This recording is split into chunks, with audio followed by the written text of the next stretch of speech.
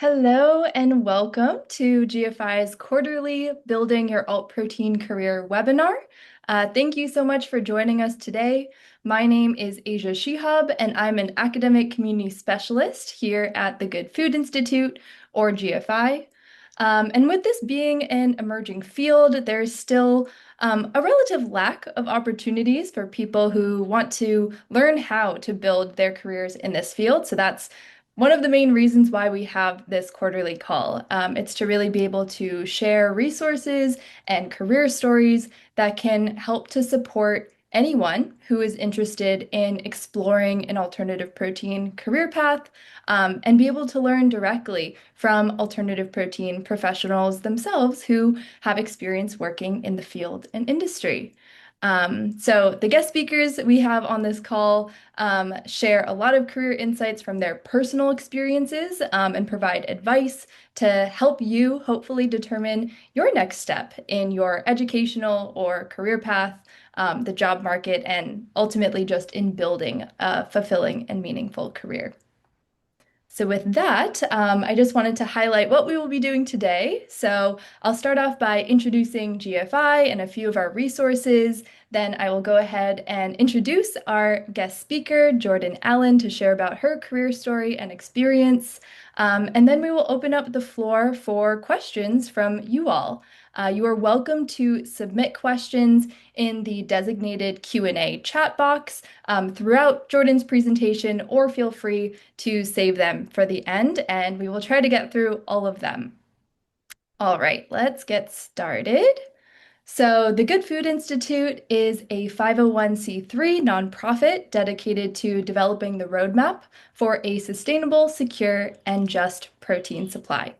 We are funded entirely by philanthropy, and our generous donors are the ones who allow us to do work towards, or who allow us to work towards this vision in three areas of focus.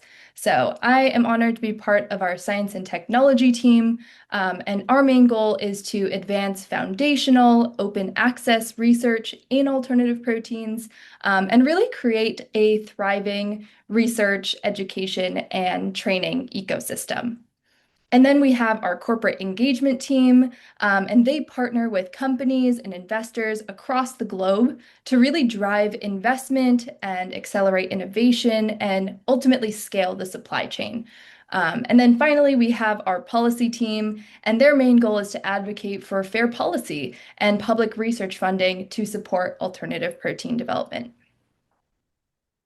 I'm coming from the US team, but I also have the privilege of working with a global team of experts, with our affiliates in Brazil, Europe, Israel, India, and the Asia Pacific region, and most recently, Japan.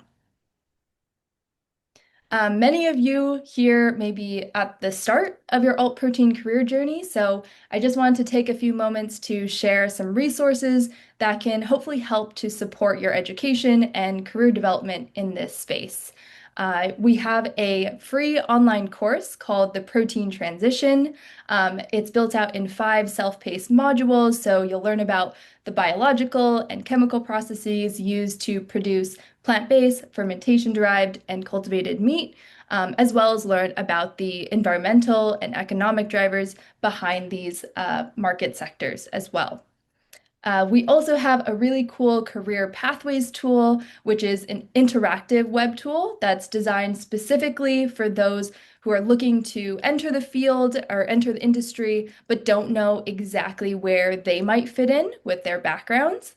The tool has different career maps and job archetypes for each of the alt protein pillars, so plant-based, cultivated, and fermentation, along with upskilling and hands-on training opportunities that will help you obtain jobs in the alt protein sector.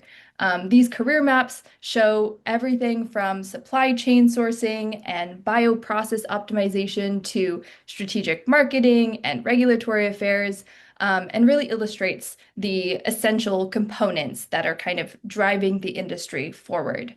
The focus of this tool is mostly around the product development stage of alternative proteins, at least for now, but I definitely recommend taking a look through it, even if that's not your area of interest or expertise, because we will be continuing to build out this tool even more so. And then finally, I wanted to note that we have our alternative protein course database, which is the best way that you can find courses offered online and at institutions around the world. And this can really help give you an idea of where you might want to study if you are a student. Another great thing to do if you are just getting into the field, or even if you are in the field already but wanting to get more deeply invested, is finding your alt protein community. And I am really fortunate to be able to work specifically with the Alt Protein Project, which you'll hear more about it from Jordan today since she is part of this program, but it is our university chapter program that is dedicated to turning universities into engines for alternative protein education, research, awareness, and innovation. We currently have over 70 student-led chapters across the globe. And we will also be opening up applications to invite new universities into this community starting in February 2026. So right around the corner in the new year. So if you are an undergraduate or graduate student looking to really establish the alt protein field at your university, we would really love to receive an application from your university. Um, Even if you are not a student, we also have other communities that you can join. GF Ideas is a great one for entrepreneurs and scientists who are creating alternatives to conventional animal products. And this is a great one if you are working for an alt protein company, maybe thinking about starting your own startup, conducting scientific research of your own, or just generally training to become part of this space. Many of you may be actively looking for jobs right now, so I wanted to point out gfi.org/vocation, which is our hub for everything careers related. We maintain a career portal which lists available positions across the ecosystem, and we also highlight some other industry jobs boards such as Talus and Food Impact Careers. So definitely check out those jobs boards if you are trying to get an idea of what is currently available for jobs right now. And earlier this year, we updated our alternative protein ecosystem map, which is an interactive tool that makes it really easy to visualize geographical hotspots of alternative protein activity worldwide. It allows viewers and users to really see across industry, academia, and beyond to see which regions and technologies have opportunities for growth. And we recently, a few months ago, added some new data types that you can now see on this map, which are where there are alt protein courses, networks, and research centers. So definitely take a look around at this map. And I hope you'll find it useful for your networking and thinking about where things are in the massive world of alt proteins. So I've gone ahead and just highlighted a handful of resources that are available to you, but I strongly encourage you to spend some time after this call, maybe exploring our website, which is gfi.org. There's a whole lot of information and resources there from technical reports and blogs, researcher and grants trackers, how-to guides, all of those kinds of things. So definitely take some time after this call to take a look. You may also be aware that today's webinar is actually part of a series of webinars, all of which you can find on GFI's YouTube channel in the playlist called Career Pathways in the Alternative Protein Field. And this is where we have a range of guest speakers from chefs and scientists to marketing and business folks as well. So I do want to shout out that if you have any suggestions for future guest speakers or specific career questions or topics that you'd like us to address on future webinars like this, I would absolutely love to hear them. At the end of the day, we are building these webinars for folks like you who are interested in joining the alt protein field and industry. So yeah, let us know what would be most helpful and effective for you in your career journey. And with that, I am very excited to introduce our guest speaker for today, who will be sharing more about her path to building an alternative protein career. Jordan Allen is a senior chemist at Ingredion in the protein fortification group of the analytical characterization and texture science team, where she works on developing plant-based protein solutions by studying the structure, function, application relationship of plant proteins and applying these insights to create innovative ingredient solutions.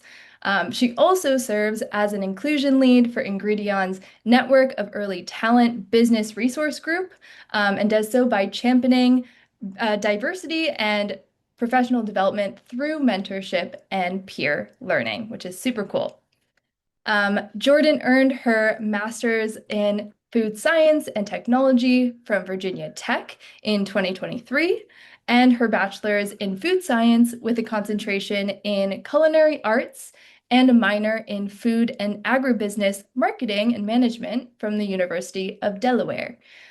During her graduate studies, she focused on developing a sustainable process to extract protein from brewers' spent grain and co-founded the Virginia Tech Alt Protein Project, which is a global initiative advancing awareness, education, and research in alternative proteins.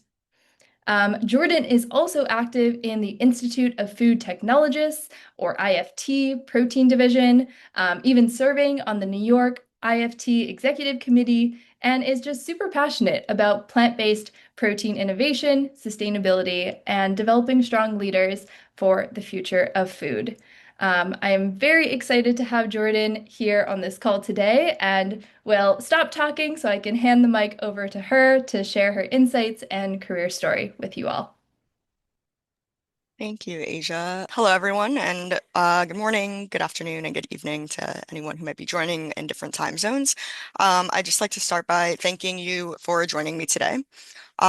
So my name is Jordan Allen. I'm a senior chemist at Ingredion, like Asia mentioned, and I'm really excited to share my journey and insights on building a career in alternative proteins. So today we're going to explore curiosity and skill stacking, as well as community engagement, and how that can really shape your path in the alternative protein space.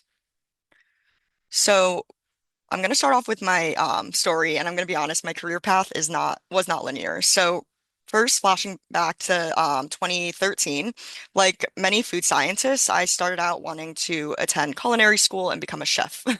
I attended a magnet or vocational high school called High Tech High School, where I majored in culinary arts. And that experience really laid the foundation for my love of the food industry. And I learned everything from cooking and pastry arts to restaurant management, food safety, and so much more. But along the way, I also discovered a love for numbers and science, thanks to some amazing chemistry and calculus teachers. And then when it came time for college, I really wasn't sure what I wanted to pursue. So I did what any confused student would do. I Googled what can I do with an interest in food and science. And lo and behold, the first result was a link about food science, a major that I had never heard of. So now we can fast forward to 2017, where I graduated high school and began studying food science at the University of Delaware. After taking some introductory courses, specifically like an intro to food science course and a course called Food for Thought, I decided in 2019 that I would like to pick up a minor in food, agribusiness, and marketing management, which really was meant to open my eyes to the business side of food. So during undergrad, I took on internships in operations and cheese processing and eventually earned my bachelor's degree in food science. And then graduate school was really a turning point for me.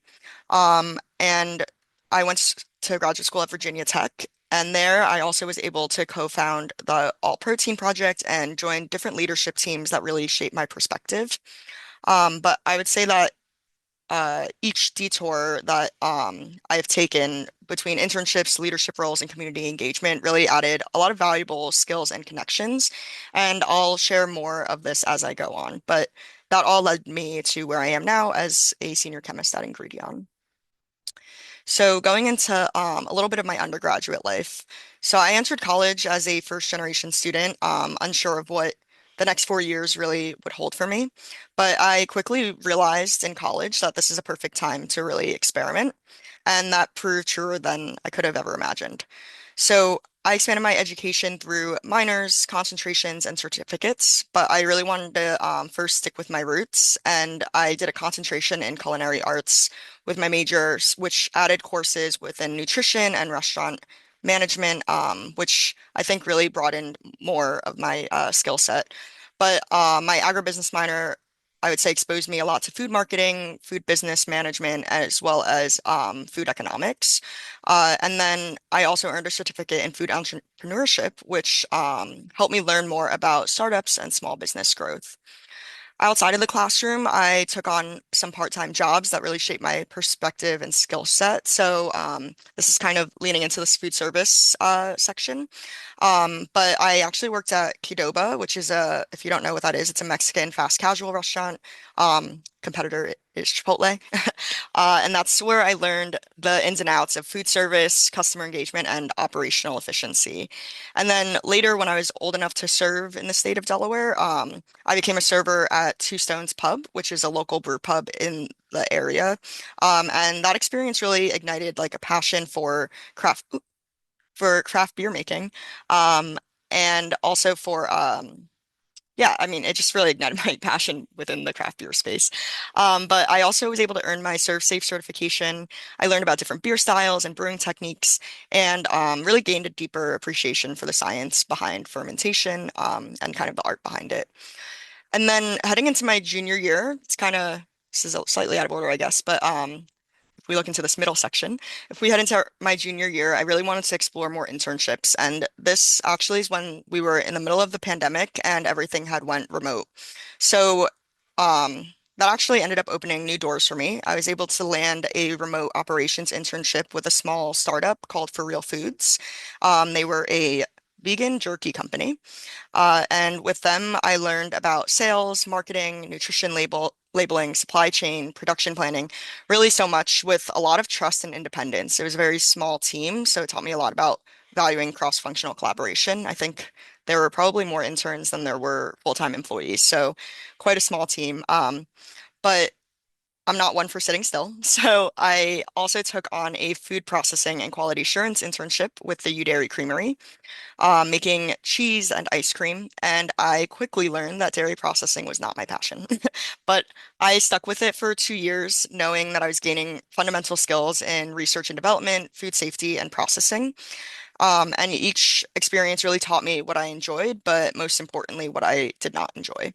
Um, but beyond academics and internships, I also engaged with my local community a lot throughout my undergrad. So I was actually a competitive cheerleader for 13 years before going into college, and I joined the Delaware cheer team, and that really helped me learn a lot about like managing a busy schedule while also connecting with the broader Delaware community.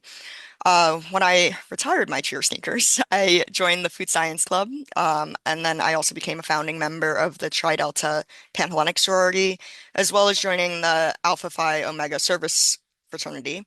Um, and I also participated in an alternative break, which was a program through the University of Delaware where we focused on hunger and homelessness in Washington, D.C., and really got to go out there for a week and interact with a lot of different people. And that was definitely something that was very informative and I think very eye-opening. But the main aspect I hope that you get out of this slide is that I was very intentional about broadening my education beyond science by choosing to look to like learn about business and also entrepreneurship courses, and also to really learn about strategic thinking and turning ideas into action while still building my network and soft skills through community engagement and hands-on work in the food industry. So, heading into grad school, I want to start off by kind of t talking about the steps that I took to even get into grad school. So, in spring of 2020, I would say that's when I started thinking about my next steps. And like I mentioned, it was the pandemic era, so it really made the job market very tough. So, this is one of the main reasons why I considered graduate school, although I was very worried about the costs and delaying my entry into the industry. Additionally, I know myself well enough that if I had left undergrad to go into the industry, I probably would have never returned back to school to pursue a master's, especially a research master's. So this was another reason why I kind of wanted to go directly into it. My first step that I did was really just meeting with my advisor at the time to express interest in grad school. And she told me something that really stuck, and it was the most important thing she could have said was that if you are studying food science, doing a research-based master's, you should not be paying tuition. And I was like, okay, I think I can go. That I was like, that really caught my attention. So beyond that, she also encouraged me to connect with other professors and hear their stories and their journeys throughout getting into grad school and how they just their experiences within grad school. And I had like an unofficial mentor at the time who also gave me really good advice. And she was just telling me to really focus on schools that really align with my interests. So I started off by focusing on schools that one offered assistantships. And then I searched for professors whose research matched my interests. I sent a lot of cold emails, and then I applied to programs where I felt I was a strong fit. But my advice is that every university and lab group is really different. So doing the research on how their processes are and kind of the work that they're doing is really important. But I would say to be patient but respectfully persistent and take control of your application process. And when you are able to land those meetings with some potential advisors or professors that are doing research in your area, make sure that you're also interviewing them and ensuring that your work styles align, because that is I think, very vital when you're doing graduate research. So that's exactly what I did with my advisor, Dr. Haibo Huang, who was really passionate about sustainability and plant-based protein research. I stayed in close contact all throughout the process of me wanting to apply, all the way up to applying, and kept him updated on my application process where I was. And I was soon accepted to Virginia Tech's Food Science and Technology graduate program, which was uh, I was ready for my next steps in my journey pretty much. But so graduate school at Virginia Tech, this was my first introduction to the alternative protein space. So when I started grad school, my lab experience was only from undergrad courses. And I knew that I wanted to do something within like the sustainability world. I also really was still interested in a little bit of like the brewing industry at the time. And I didn't have my foot set exactly in plant-based, but when Dr. Huang let me know that they were working on a project to extract protein from brewer spent grain for sustainability purposes. I felt this was right up my alley.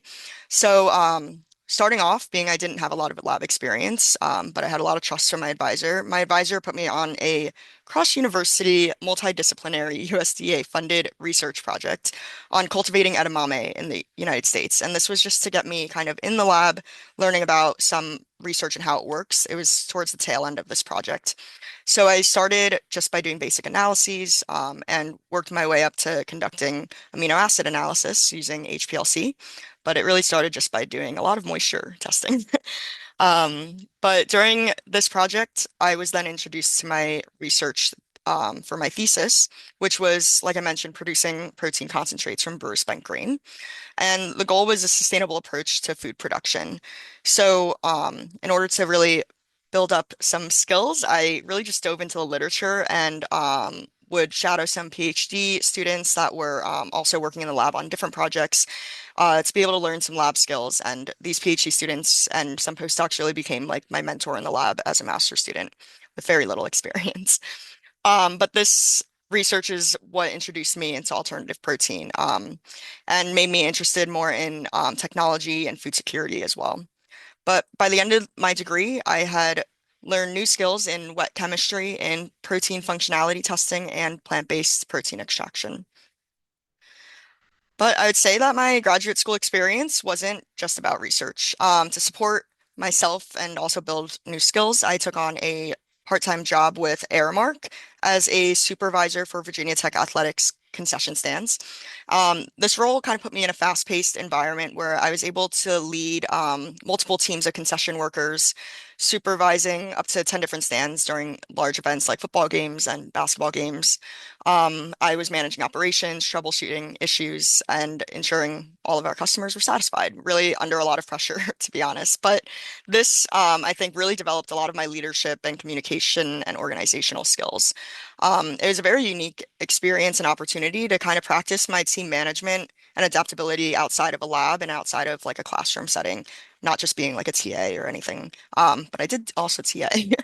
But as I mentioned, journeys are not linear. So while I was in grad school, I was still eager to explore ways to connect with the Virginia Tech community while still developing skills related to my interests. So I joined the Center for Advanced Innovation in Agriculture as a graduate student representative, and I was able to help host research poster competitions that were really focused on themes of advancing innovation in food and agriculture. So this is anywhere from things like AI in farming all the way to like predictive analyses and sensory. So that was a really interesting experience, and I got to meet a lot of people kind of outside of the food science realm and people that were all within kind of food and agribusiness or a agriculture. But while also in grad school, I was approached by another graduate student in my cohort, Amiti Banavar. She introduced me to a fairly new initiative at the time, which is the Alt Protein Project.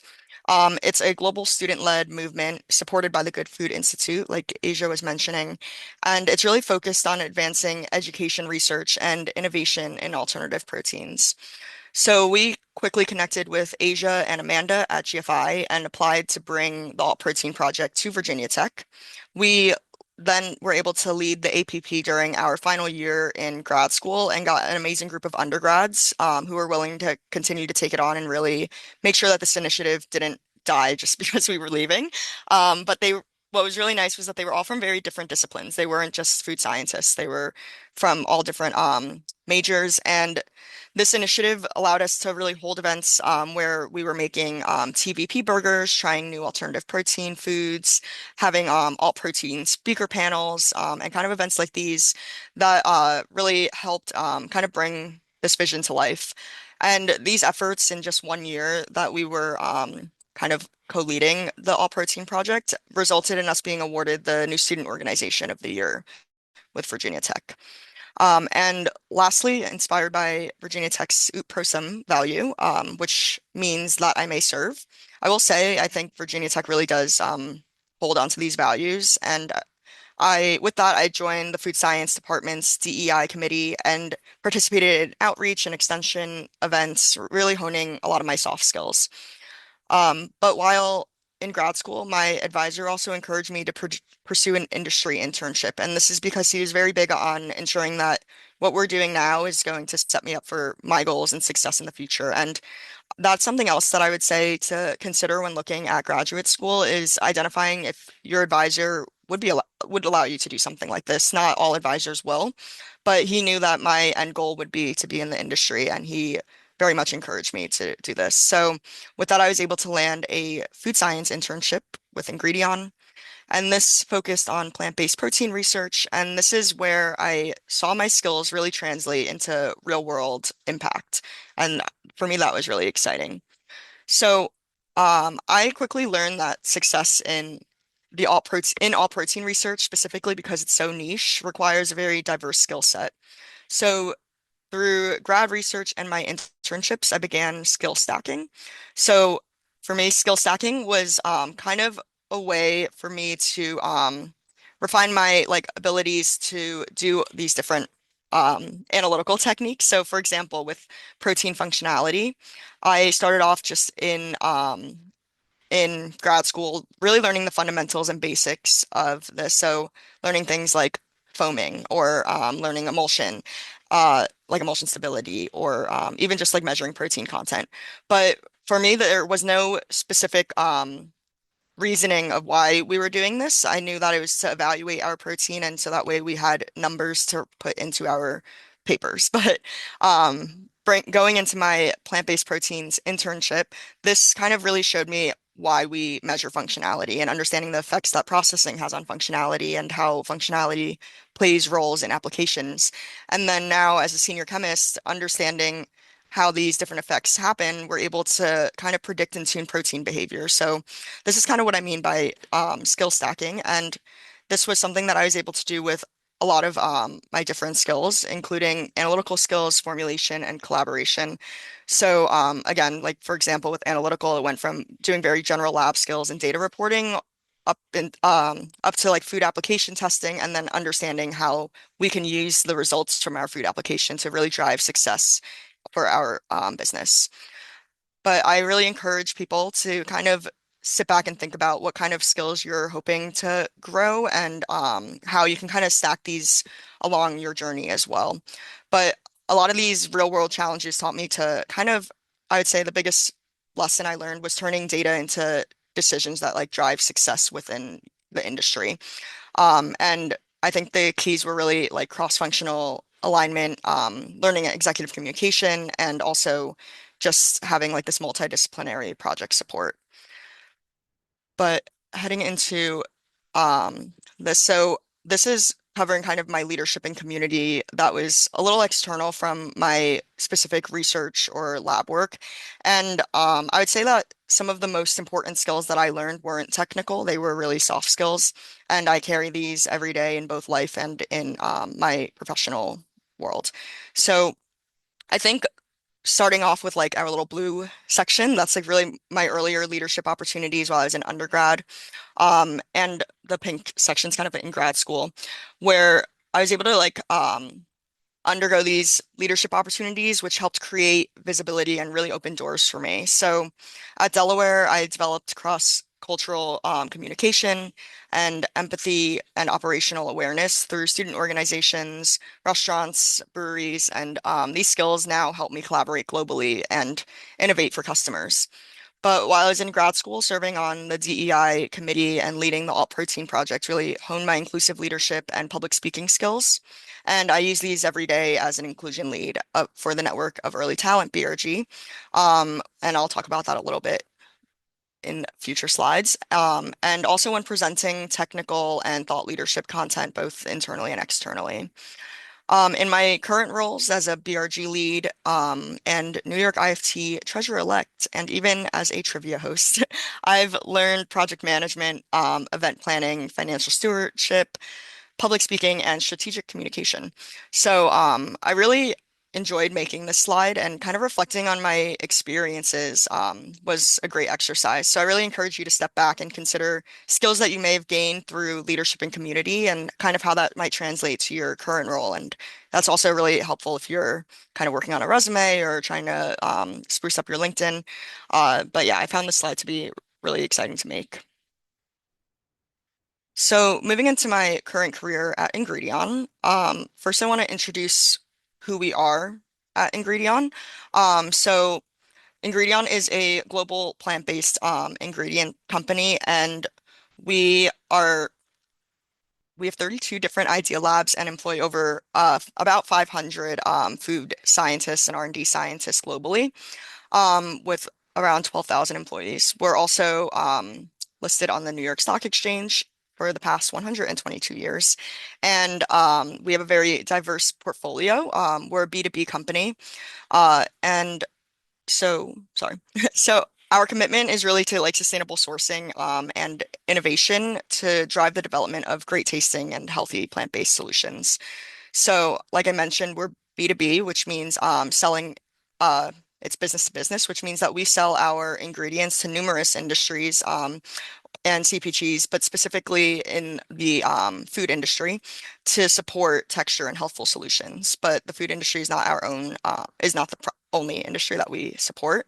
We also support people in the pet food industry as well as in packaging and so much more. So that brings us to today's work. So today I am a senior chemist at Ingredion, focusing on protein fortification. So my role really centers on evaluating structure and function of our protein ingredients and identifying their relationship to processing and application performance. So since joining, I've supported several projects, but I helped support the launch of two new ingredients, including our Vitessence 100 HD and Vitessence 200 D pea protein isolates. And they're tailored for cold press bars and beverages, our ready to drink beverages. So this was a very large project that was going on at our company, and it was really exciting to work extremely cross-functionally. We were working with process engineers, we were working with the business side, working with application scientists, tech service. So it was really a all hands on deck kind of project to bring out these new products. But my day-to-day work really blends data analysis, lab work, and cross-functional collaboration. And I would say since starting, I've supported innovative research projects as well as product development projects like this one with the two new pea protein isolates, as well as capability builds, which is probably some of the more exciting work in a sense where we are bringing new analytical techniques to the organization for faster and more accurate ingredient screening that can be utilized in either quality or just within our own day-to-day work to be able to understand the protein that we're working with.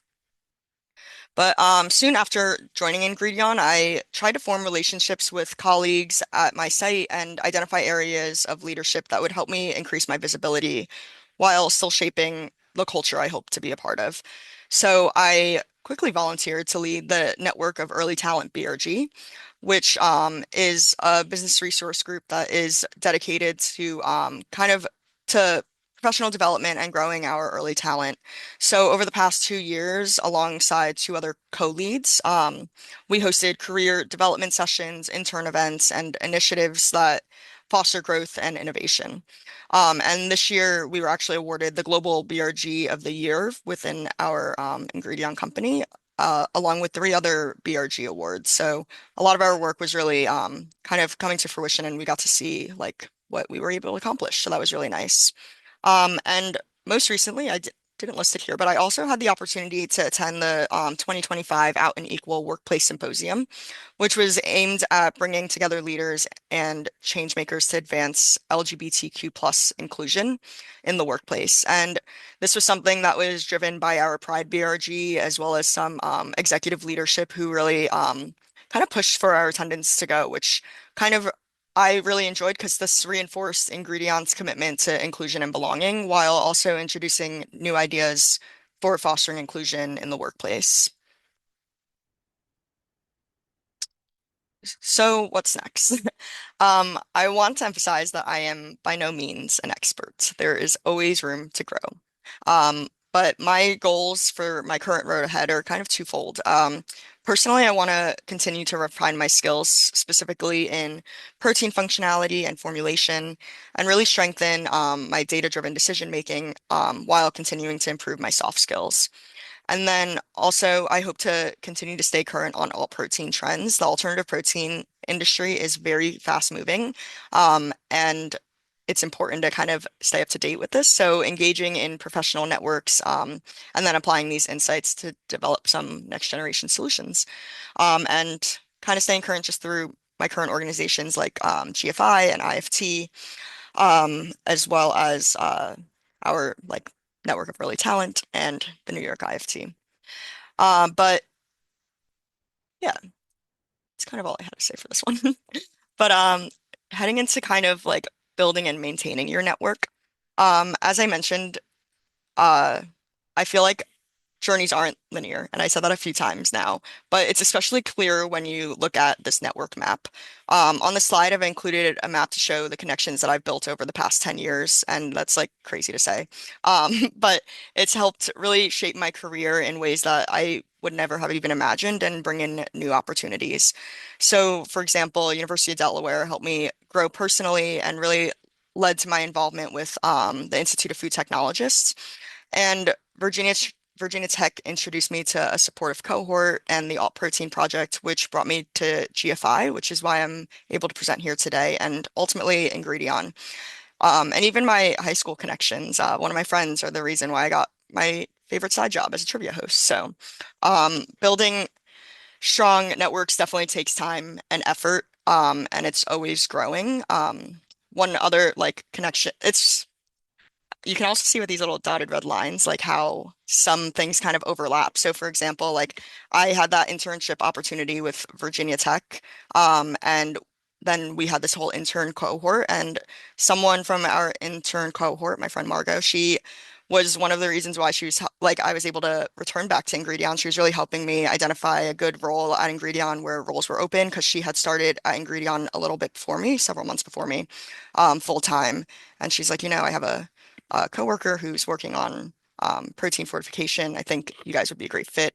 And now she's my manager, not Margot, Allie, my friend Allie's now my manager, and I get to work with Margot all the time. So it really is important to kind of maintain those networks and um, really just identify where you can utilize them. But I would say that my advice for creating a strong network would include like identifying external organizations for consistent touch points.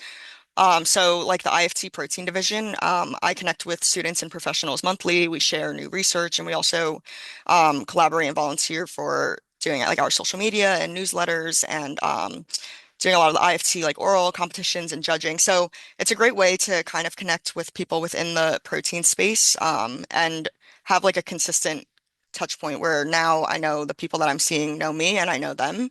And this is, we're not giving each other really anything. It's truly just connecting and working together. I've also learned that people are really willing to help if you ask. So be sure to use your network. And I mean, that's pretty much what I did with Marga. But don't forget to give back and be intentional with your connections. It shouldn't be a one-way street, and maybe you can't give back right now, but it can be something as simple as, oh, I saw this paper and I know you're working in this, and I thought this was interesting. I wanted to share it along. And it's just a great way to keep your connections and being kind of genuine with that. But I am a firm believer that your network can be one of the most valuable resources when used effectively. So, just some key takeaways and advice to wrap us up. Uh, I'd say embrace detours and unexpected opportunities because you don't know where they will take you. Um, Fuel your career with curiosity and contribution. Actually, going back to that last one really quickly, the unexpected opportunities. I would say my operations internship that was remote was a very unexpected opportunity. I kind of just applied to it on a whim. I was like, I'm never going to get this. I have none of the skills that relate to it. I have been doing my minor for about less than a year, so I've only taken like one business class. I was like, I don't know why they would hire me. And they called me on the phone and they were like, "Oh, we'd love to talk to you. Your skill set's so unique." And it was just so unexpected. And I think I learned so much from that internship that I still carry. But moving on to like another key advice, I would say is to fuel your career with curiosity and contribution. So, I would say like continuous learning really does come from like asking and giving and asking questions that you don't know the answers to. And your curiosity doesn't have to be just within science. It can be external and you'll never know who you'll meet that way. And then, like I mentioned, engaging with external communities, especially where you can have those consistent meetings or consistently talk to these people. But ideally, it's good to do it both within your company, but visibility outside of your company can expand your perspective on things and ultimately expand your network. And then build and layer your skill stack. I think every experience can add a little rung to your ladder, and sooner or later you can become a subject matter expert in that field. And lastly, I would say always champion others as you rise. Leadership is not just about telling people what to do and trying to get the most done. It's really about like uplifting your colleagues and cohorts along the way, which is something which is one of our goals with like the network of early talent BRG is to kind of really showcase our early talent and their capabilities and get them in front of our senior leaders and share like what we hope to see with a new generation of the workforce and how things are changing over time. But that's really all I have. So thank you for your attention. I hope my journey and insights kind of inspire you to explore and experiment and like consider building your own alternative protein career path. But I'm happy to take any questions if you have any. That was an amazing presentation, from your graphics to just kind of how you framed this whole presentation of skill stacking and adding new rungs to the ladder. I really found that very insightful, and I'm sure others did as well. Thank you. So please, everyone, feel free to add your questions to the Q&A box. I know I have a few questions. We have about 15 minutes. Um, and maybe I'll kick us off as others are thinking of questions, but you have so many different areas of skill development that you've been really nurturing throughout the years. And I'm curious. I think especially in your current role right now at Ingredion, you kind of gave a breakdown of the specific skills that you are really using, Mhm. whether it be lab work or data analysis, or leadership.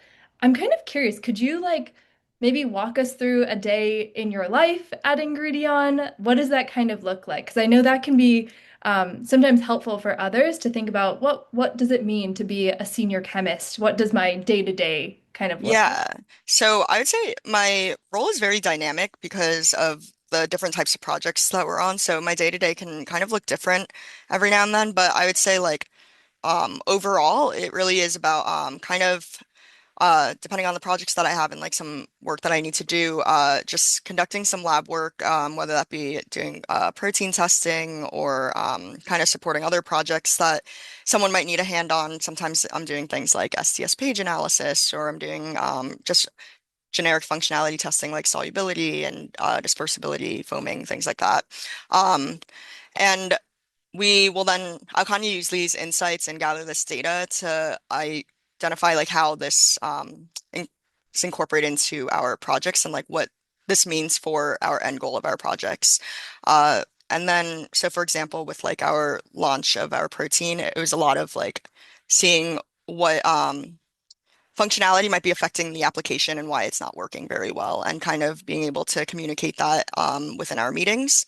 But yeah, communicating that within our larger group meetings with a lot of like our project stakeholders and our project leaders, and being able to really drive insights that can uh, gear the trajectory of the project forward.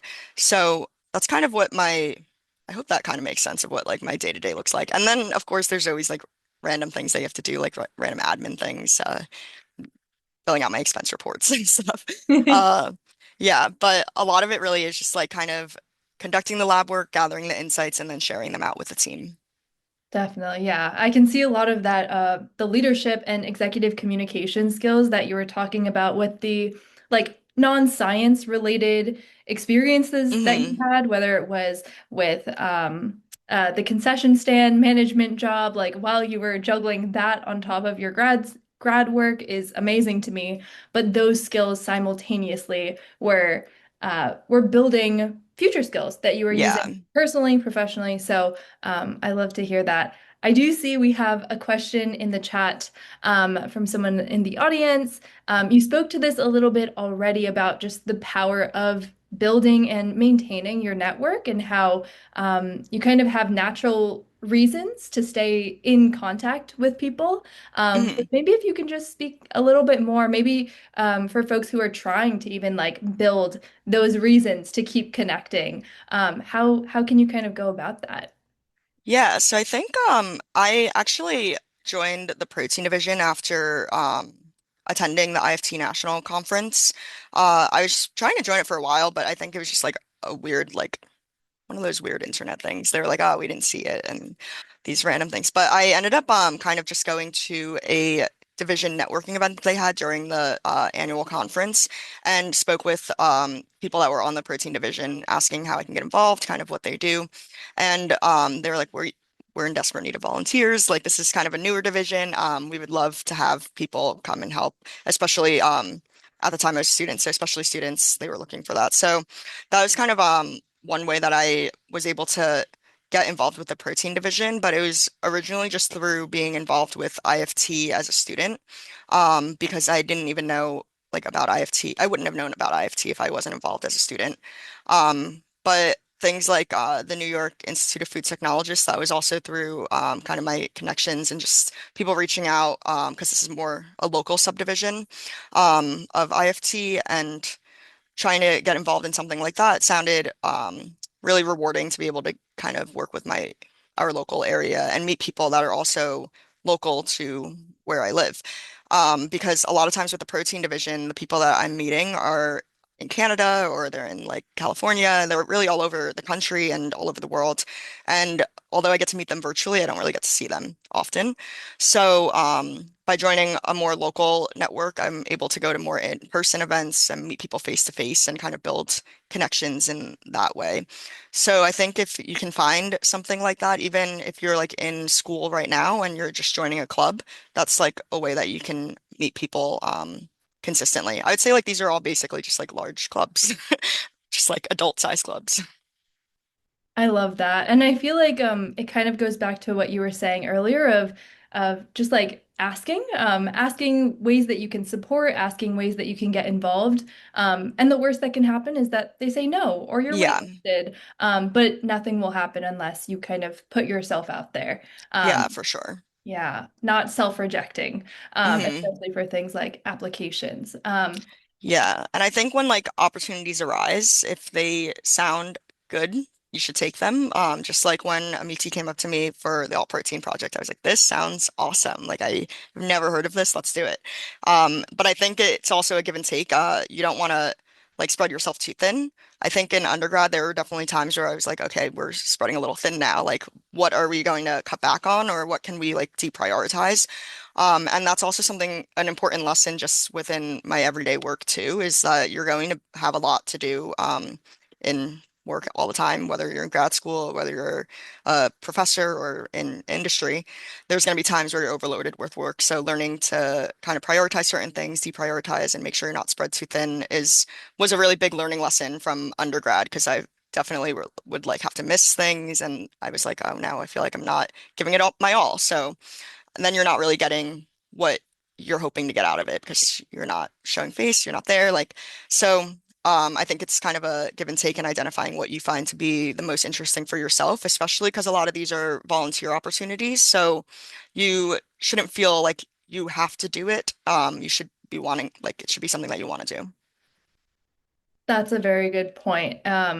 Both on saying yes to things that sound interesting, and then also to kind of reprioritize as needed. Because you spoke to a lot of different experiences, both volunteer and also job and also research, I'm curious, like maybe thinking specifically about kind of like the grad school period at Virginia Tech.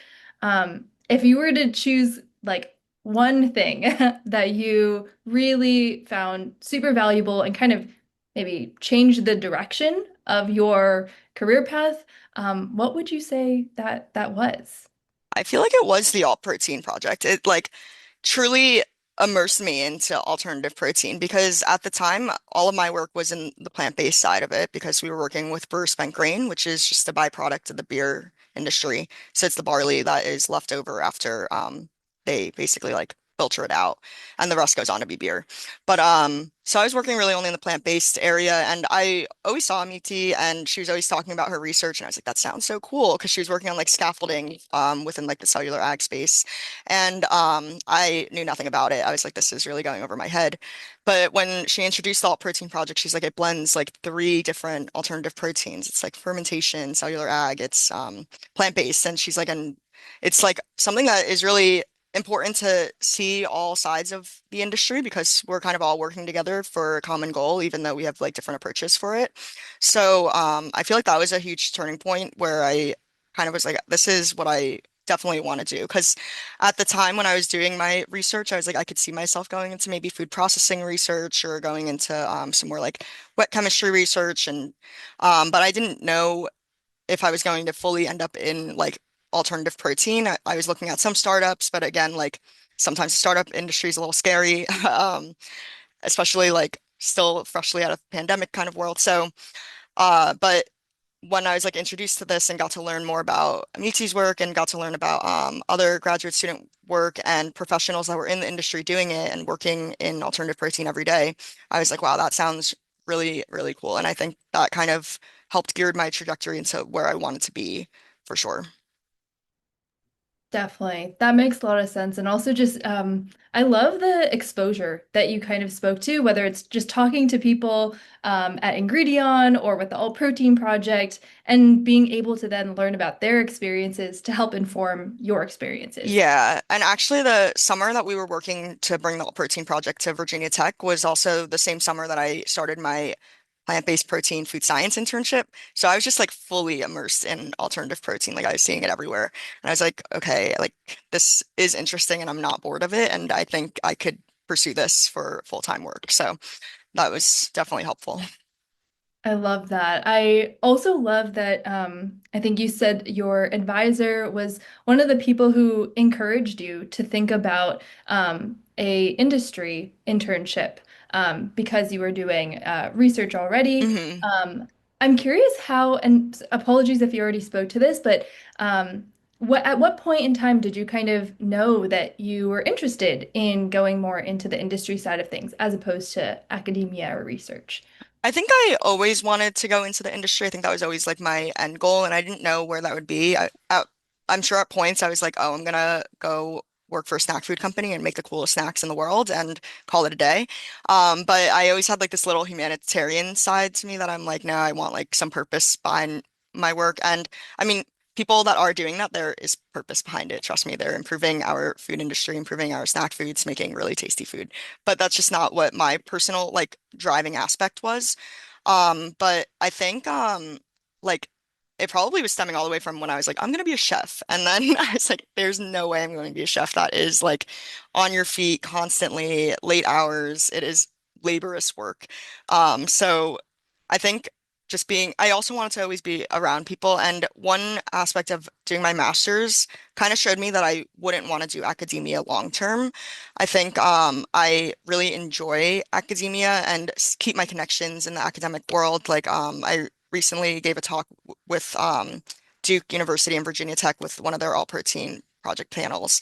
But so I like to keep my like academic connections, but I after doing all of my graduate work, I was like, this is so difficult, and I don't know how advisors are sane, to be honest. Like, I don't know how they're doing it, but it's because they're just passionate about it and they know that they're driving really important research. So I think that like that would be a good driving force, but I don't love writing that much.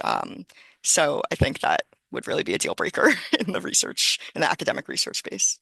Definitely. And I feel like that takes a lot of introspection of like, what do I actually like? And I liked your slide about trying on different hats as a way to allow yourself to see just like not on paper what you think you would like, but actually doing it and be like, Mm, oh, okay, this is either exactly what I thought it was, or no, it's not anything of what I thought it was, which you learned through some of those internships yeah. you did. Yeah, like with my dairy processing internship, it was so cool to see. Like, I was up at 6 a.m. to go and collect milk from like their milking tanks, and like all these different pipings that go into it to bring all of the milk over to like their cheese processing, and the amount of work that goes into that. And half of your day is really cleaning and sanitizing because dairy has so many strict regulations to ensure that our dairy is safe. So, it was like you're in full suit gear cleaning and it's hot and it's humid and it is not easy. But I had a lot of respect for it was actually like three women that were like leading the dairy like U dairy and I was like, wow, I have so much respect for you guys because this is amazing that you do this like every day and are bringing really good cheese to University of Delaware.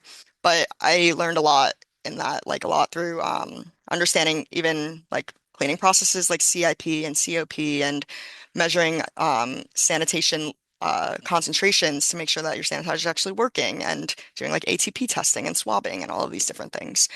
So that was really cool and learning about like some regulation in dairy and like measuring the amount of if there's any antibiotic levels because if there are any, you can't use that milk. It has to all be dumped. So there are really strict regulations in dairy, and it was also nice to see that like these regulations are in place for a reason and are being followed through with too. Yeah, I bet. I feel like it's something that we as consumers don't always think about. We just kind of see like the prepared, prepared milk on the shelf and are glad that it is safe to drink, but don't know too much else behind it. But that's really cool you were able to get that hands-on and learn as a career path. Okay, this might not be for me if I don't want to Yeah. be in full-on gear uh, at 6 a.m. in the morning. Yeah. I pretty much just liked it like after the first week, but I stuck with it for 2 years. So Wow, very, very impressive. yeah, Well, thank you so much, Jordan. We are at the top of the hour. Thank you for sharing your insights and really giving us the behind the scenes of your journey. And I just want to put an emphasis on it that no career path is really linear, yeah, especially when you're in a field that is as interdisciplinary and developing as the alt protein field is. So thank you for really sharing those steps and the skill stacking that you have been able to accomplish in such a short amount of time. So really, really impressive. Thank you so much, Jordan. of course. And Thank you thank so you much for all. having me. Yes, and thank you all for staying with us and joining. We hope to see you on the next one. And I hope you have a good rest of your day or evening. Thank you so much. Thanks, everyone.